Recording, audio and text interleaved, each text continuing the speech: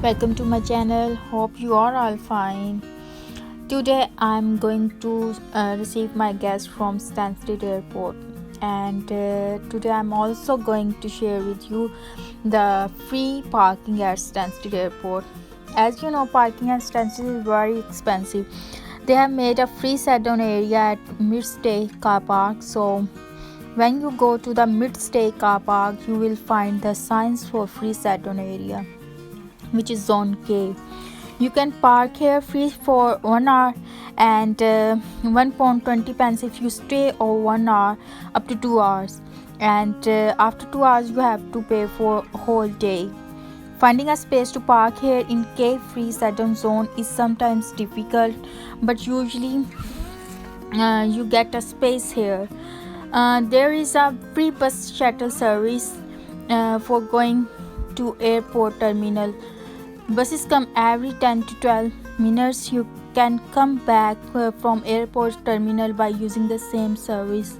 So let's go with me and see how I'm using this free car park service.